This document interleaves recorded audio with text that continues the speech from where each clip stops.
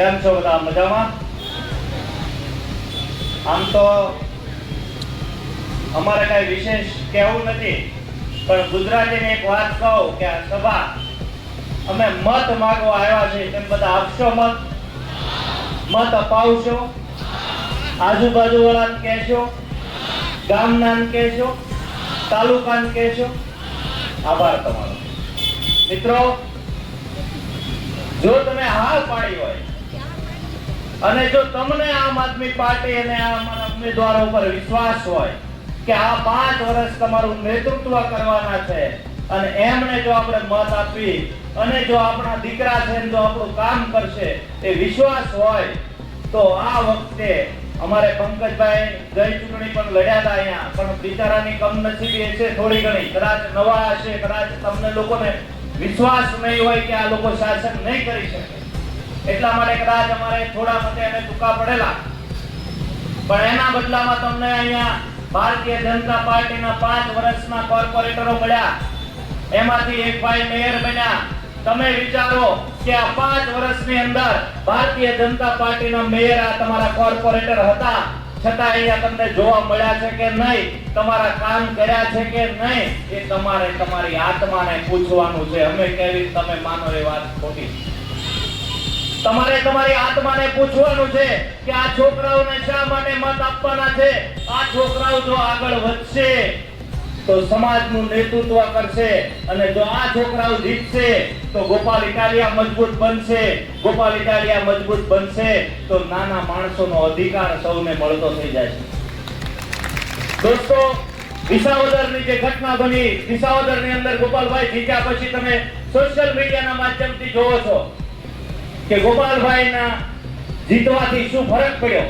ગોપાલભાઈ એના વિસ્તારના લોકોના કામ કરતા થયા, એના વિસ્તારના નાનામાં નાના માણસની વાત સાંભળી, એના વિસ્તારની અંદર કાર્યાલયો ચાલુ રાખી અને લોકોનો અવાજ બનવાની કોશિશ કરી અને વિધાનસભાની અંદર આખા ગુજરાતનો અવાજ બન્યા છે. એવી જ રીતે સુરતની મ્યુનિસિપલ કોર્પોરેશનમાં પંકજ આંબલિયા, ભાવેશભાઈ ધામેલિયાના 2 બહેનો જેવા આપણા ઉમેદવારો ભણેલ ગણેલને મોકલી અને આપણું નેતૃત્વ કરાવવાનું. તમે ખાલી અહીંયા ભારતીય જનતા પાર્ટીના આ વખતે બીજી વાર મેયરને ટિકિટ આપી છે, એમને પ્રશ્ન પૂછજો કે મેયર સાહેબ તમે 5 વર્ષમાં અમારા વિસ્તારમાં કેટલી વાર આવ્યા એનો જવાબ આપો. ખાલી એટલું જ પૂછજો. અમારા કામ ન કરે તો કાઈ વાંધો નહીં, અમારા વિસ્તારમાં શાળા ન બનાવી તો કાઈ વાંધો નહીં, અમારા વિસ્તારમાં હોસ્પિટલ ન બનાવી તો કાઈ વાંધો નહીં, પણ 5 વર્ષમાં તમે અમારા એરિયામાં કેટલી વાર કઈ સોસાયટીની મુલાકાત લીધી એટલું તો પૂછજો.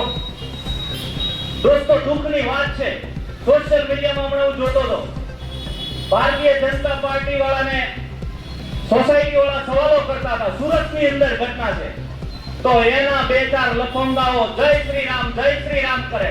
તમે જય શ્રી રામ, તમે હિન્દુના દીકરા હોવ તો મહેન્દ્ર નાવડિયા મંચ ઉપરથી કહે છે કે નરેન્દ્ર મોદી જો સામે આવી મારી સામે સુંદરકાંડ મોઢે બોલે ને તો રાજનીતિ છોડી દો અને બિનહરીફ આપી દો વોર્ડ નંબર 6. હિન્દુત્વની વાતો કરો છો. જો તમે હિન્દુત્વની વાતો કરતા હોય તો કોરોનામાં બિચારા મળતા હતા ત્યારે ક્યાં ગયા હતા? કેમ કોઈને બાટલાઓ ન પૂરા પડ્યા? ત્યારે તમે અમને ઓક્સિજન વગર માર્યા. અત્યારે એવી હાલત કરી છે કે ભૂઠા મારવાના ગેસના બાટલાની તાણો ઊભી કરી. ખાલી ચૂંટણી પતી જવા દો, ચૂંટણી પતી જવા દો. જોઈ ચૂંટણી પતશે એટલે પેટ્રોલ, ડીઝલ અને ગેસના બાટલાના ભાવ તમે જોઈ લો.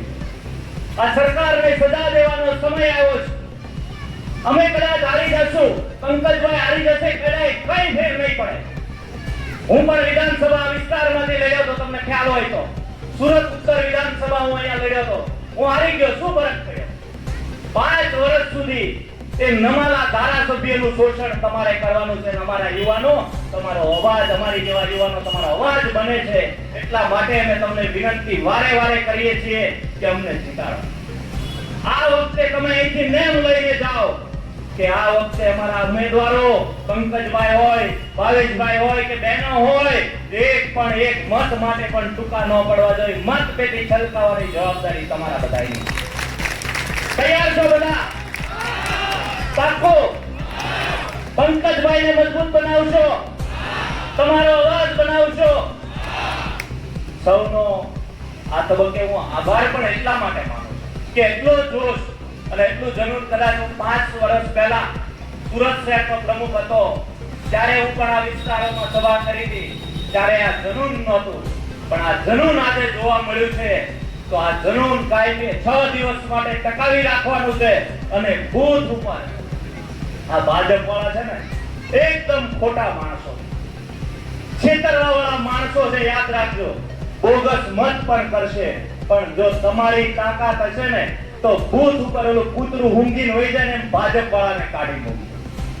જો તમારે તમારા 5 વર્ષ બતાવવા હોય, આ સુરતની અંદર શાંતિથી રહેવું હોય, સુરતની અંદર મોંઘવારીથી બચવું હોય, તો આમ આદમી પાર્ટીને મજબૂત કરવી પડશે. આ છોકરાઓને જીતાવવા પડશે. જવાબદારી માતા બહેનો તમારા બધાની છે. અને તમે આટલા લોકોથી આ લોકો નહીં જીતે. એકો એક લોકોએ મતદાન કરવાનું જ, એકો એક લોકોએ તમામ લોકોને જાગૃત કરવાના જ. તમે તમારા ઘરે બેઠા બેઠા પણ ફોન કરીને પંકજભાઈ, ભાવેશભાઈ અને બહેનો માટે મત માંગવાના છે.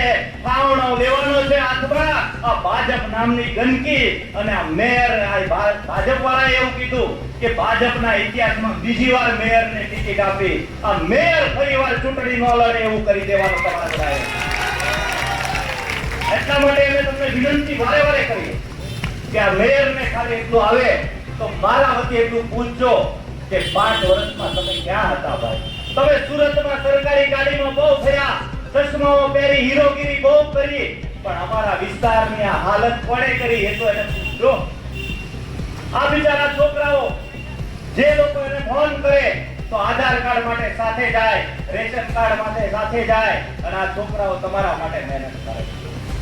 આ બધા પાસે ધંધા છે, કામ ધંધા છે, છતાંય રાજનીતિમાં આવડા છોકરાને ક્યારે આવવું પડે? કોઈ પણ નેતાએ ક્યારે કોઈ કાર્યકર્તાની ભલામણ નથી કરી. હરેક ભાજપ હોય કે કોંગ્રેસ હોય એને એના નેતાઓએ ટિકિટ માંગી તો કે પેલા મને આપો, મને નો આપો તો મારા દીકરાને આપો, મારા દીકરાને નો આપો તો દીકરાની વહુને આપો, માસીને આપો, કાકાને આપો. પણ કાર્યકર્તાને ટિકિટ ન આપતા આમ આદમી પાર્ટી એવી પાર્ટી છે માત્ર 22 વર્ષના યુવાનોને ચૂંટણી લડાવે, તમારાને મારા દીકરાઓને ચૂંટણી લડાવે, માતા બહેનો નાની ઉંમરની દીકરીઓને ચૂંટણી લડાવે છે. તો તમારે વિચારવાનું છે કે આ ગુજરાતની અંદર નવી ક્રાંતિની શરૂઆત થઈ છે અને એ ક્રાંતિની શરૂઆતનો સિંહ ફાળો આ વખતે સુરત મ્યુનિસિપલ કોર્પોરેશનમાં વોર્ડ નંબર 6 જીતીને તમારે આપવાનો છે. તૈયાર છો બધા? સૌનો ખૂબ ખૂબ આભાર. જય હિન્દ, જય ભારત.